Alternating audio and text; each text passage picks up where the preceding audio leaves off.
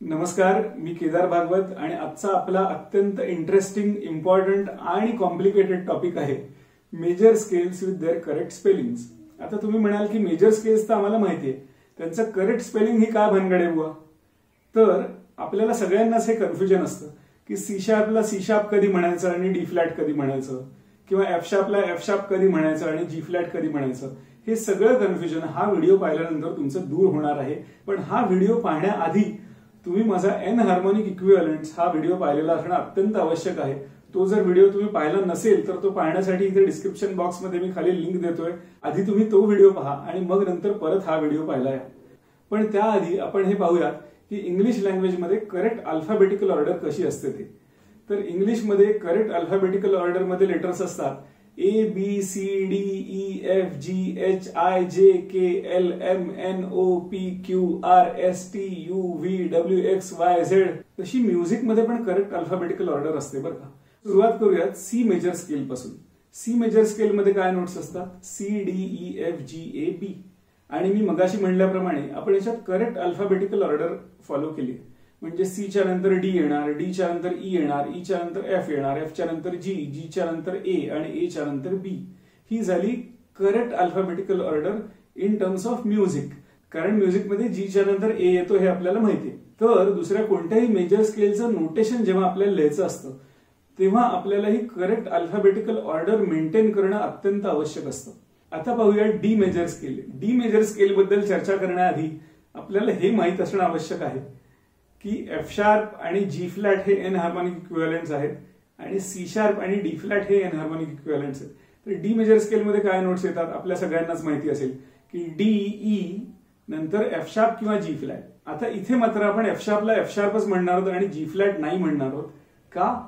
कारण D E च्या नंतर डायरेक्ट आपण जी फ्लॅट लिहिलं तर इंग्लिश मधलं एफ हे लेटर आपण स्किप केलं ना.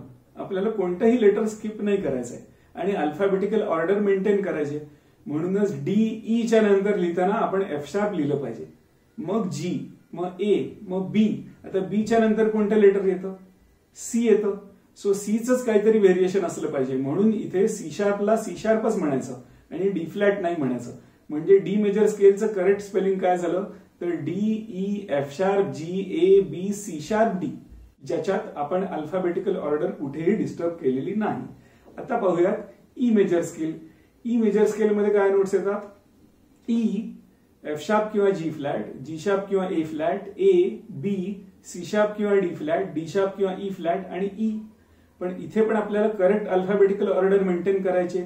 त्यामुळे ई च्या नंतर मी लिहिताना एफ शार्पच लिहिणार, एफ शार्पच्या नंतर जी शार्पच लिहिणार, त्याला ए फ्लॅट नाही म्हणणार. का?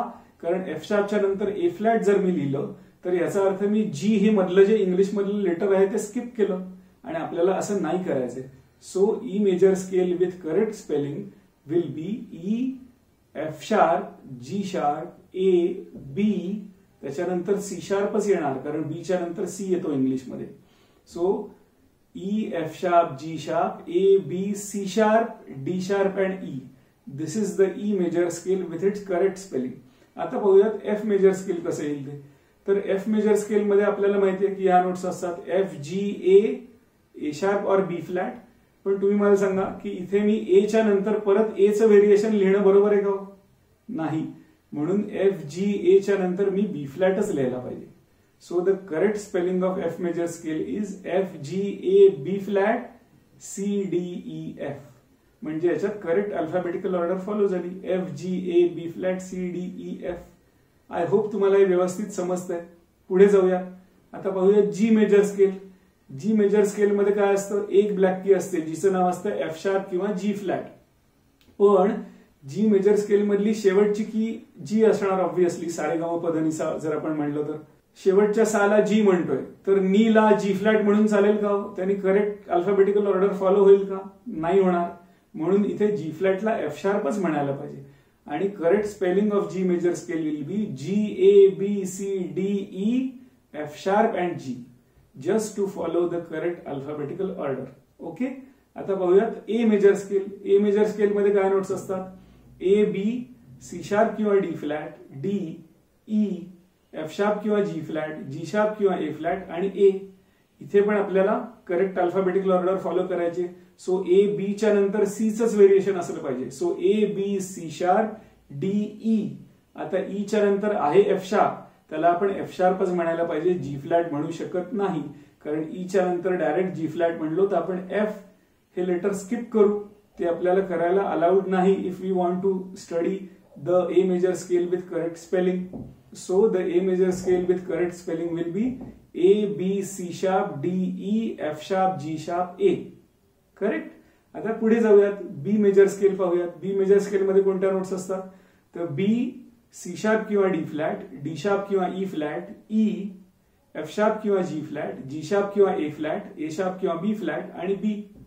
सो या स्केलमध्ये सुद्धा to maintain the correct alphabetical order आपण बी मेजर स्केलचं नोटेशन लिहिताना B C sharp D sharp E F sharp G sharp A sharp B असंच लिहिणं आवश्यक आहे. आता पाहूयात ब्लॅक कीजची स्केल. पहिल्यांदा सी शार्प मेजर स्केल पाहूयात. आता सी शार्प मेजर स्केल बद्दल चर्चा करण्याआधी आपण हे समजून घेणं आवश्यक आहे की ई शार्प आणि एफ आणि बी शार्प आणि सी हे एन हार्मोनिक इक्विव्हॅलंट्स असतात. So C sharp major scale with its correct spelling will be C sharp D sharp E sharp. इथे आपण एफ ला ई शार्प म्हणतोय कारण डी शार्पच्या नंतर आपल्याला काहीतरी ईचं व्हेरिएशन असलेलं लेटर लिहिणं आवश्यक आहे. सी शार्प डी शार्पच्या नंतर डायरेक्ट एफ जर आपण लिहिलं तर ई हे स्किप होईल. अल्फाबेटिकल ऑर्डर जर आपण कन्सिडर केली तर ते ई स्किप होता कामा नाहीये, त्यामुळे इथे आपण एफ ला ई शार्प म्हणायचंय. So C sharp D sharp E sharp F sharp G sharp A sharp B sharp and C sharp.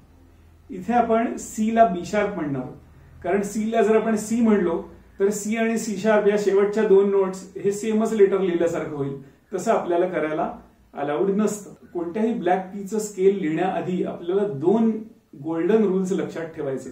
पहिला rule obviously alphabetical order follow करायचे आणि दुसरा रूल जर एखाद्या कीचं नाव तुम्ही शार्पच्या टर्म्स मध्ये लिहित असाल तर त्या की पासून सुरू होणारं स्केल लिहिताना दुसऱ्या कोणत्याही कीचं नाव फ्लॅटच्या टर्म मध्ये येणार नाही. सगळी नावं ही शार्पच्या टर्म्स मध्येच आली पाहिजेत. म्हणून C sharp major scale with its correct spelling will be C sharp D sharp E sharp F sharp G sharp A sharp B sharp आणि C sharp.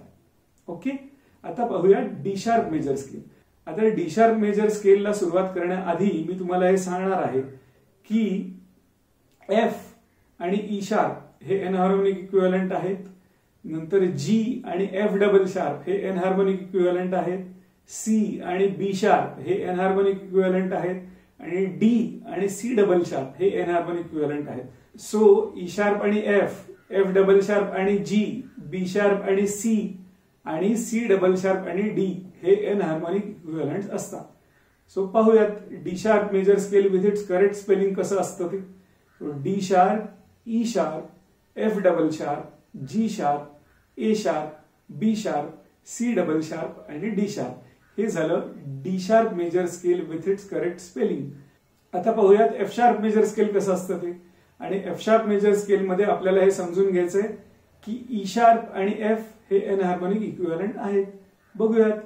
F sharp G sharp A sharp B C sharp D sharp E sharp and F sharp. This is the correct spelling of F sharp major scale. आता पाहूयात G sharp major scale कसं जातं ते. जी sharp major scale बद्दल चर्चा करण्याआधी आपल्याला हे माहिती पाहिजे की बी शार्प आणि सी हे एनहार्मोनिक इक्विव्हॅलंट आहेत.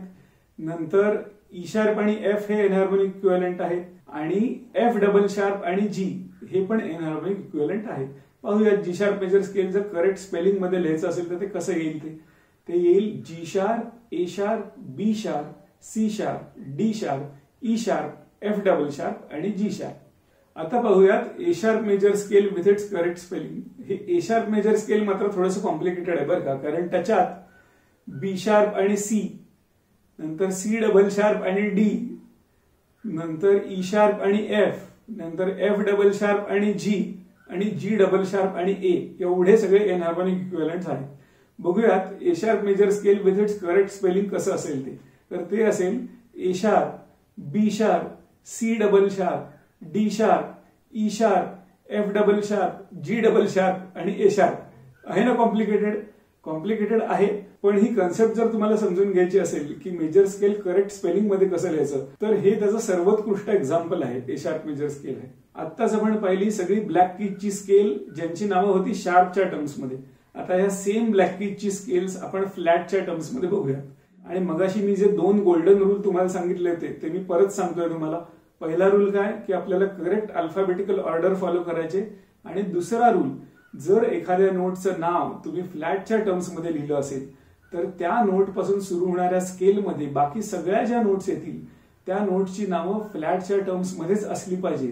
त्या स्केलमध्ये तुम्ही शार्पच्या टर्म मध्ये नाव लिहू शकत नाही. पाहूया D flat major scale.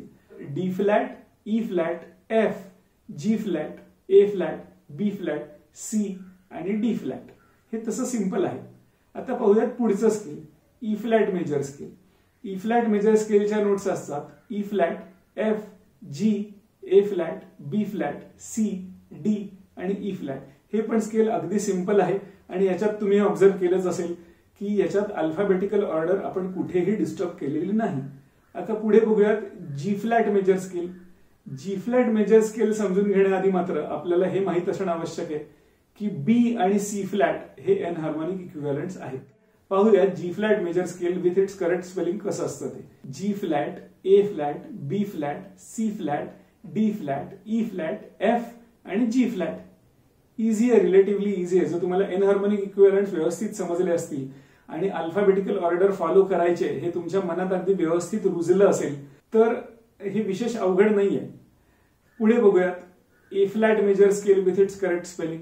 A flat major scale with its correct spelling is A flat, B flat, C, D flat, E flat, F, G and A flat. हे पण सिंपल आहे. आणि आता पाहूयात शेवटचं scale B flat major scale with its correct spelling. हे पण सिंपल असतं. त्याच्या नोट्स असतात B flat, C, D, E flat, F, G, A आणि बी फ्लॅट. सो ही होती वेगवेगळी major scales with their correct spelling. आणि आता मी तुम्हाला सांगणार आहे अजून 4 स्केल्स जी फक्त कागदोपत्री असतात. डे टू डे लाईफ मध्ये तसा तितका उपयोग नाही, म्हणजे वाजवताना काही तसा तुम्हाला उपयोग होणार नाहीये. पण ही major scales with their correct spelling ही कन्सेप्ट समजण्यासाठी मात्र तुम्हाला त्याचा खूप उपयोग होईल. आता तुम्हाला माहिती असेल की सी आणि बी शार्प हे एनहार्मोनिक इक्विव्हॅलंट्स असतात. आणि सी मेजर स्केलच्या नोट्स तर आपल्याला माहिती आहेत, C, D, E, F, G, A, बी. आता या सी ला मी म्हणणारे बी शार्प. स्वर तर सगळे सी मेजर स्केलचेच असणार आहेत पण त्याचं नोटेशन मात्र वेगळं असणार आहे. सो सी ला म्हणूयात बी शार्प. आणि पाहूयात की बी शार्प मेजर स्केल कसं असतं ते. तर B sharp major scale with its correct spelling असतं B sharp, C double sharp, D double sharp, E sharp, F double sharp, G double sharp, A double sharp आणि B sharp. ह्या झाल्या B sharp major स्केलच्या notes. Similarly E sharp major स्केलच्या notes पाहूयात. खरं तर याचे सगळे स्वर एफ मेजर स्केल सारखेच असणार आहेत पण स्पेलिंग म्हणजे नोटेशन मात्र वेगवेगळे असणार आहे. Let's see how it goes. So E sharp, F double sharp, G double sharp, A sharp, B sharp, C double sharp, D double sharp आणि ई शार्प. हे होतं E sharp major scale with its correct spelling. आता अजून 2 scales राहिलेत बरं का, ज्यांची नावं आहेत सी फ्लॅट आणि एफ फ्लॅट. आणि ही खरं तर असणार आहेत बी मेजर स्केल आणि ई मेजर स्केल. पण बघूयात की C flat major scale with its correct spelling कसं असेल ते. तर ते असेल C flat, D flat, E flat, F flat, G flat, A flat, B flat आणि सी फ्लॅट. म्हणजे स्वर सगळे बी मेजर स्केलचे, नाव मात्र सी फ्लॅट. आहे की नाही गमतीशीर. आता पाहूयात एफ फ्लॅट मेजर स्केल, ज्याचे खरं तर सगळे स्वर ई मेजर स्केल सारखे असणार आहेत पण ई ला आपण एफ फ्लॅट म्हणतोय म्हणून F flat major scale. F flat major स्केलच्या नोट्स असतात F flat, G flat, A flat, B double flat, C flat, D flat, E flat आणि एफ फ्लॅट. हे होतं F flat major scale with its correct spelling. So I hope आता कोणत्या कीला कधी शार्पच्या terms मध्ये म्हणायचं आणि कधी फ्लॅटच्या टर्म्स मध्ये म्हणायचं याबद्दलचं सगळं कन्फ्युजन तुमचं अगदी दूर झालं असेल. कारण एनहार्मोनिक इक्विव्हॅलंट आणि त्यांचा करेक्ट यूज स्केल्स मध्ये ही अगदी इम्पॉर्टंट गोष्ट आपण याच्यात डिस्कस केली. मला असं नक्कीच वाटतंय की हा व्हिडिओ पाहून तुम्हाला खूप मजा आली असेल, कारण हे एक्सप्लेन करताना मला खूप मजा आली. आणि अशाच म्युझिक थेअरी मधल्या वेगवेगळ्या इंटरेस्टिंग कन्सेप्ट जर तुम्हाला समजून घ्यायच्या असतील तर माझे व्हिडिओ नक्की पाहत राहा. थँक्यू.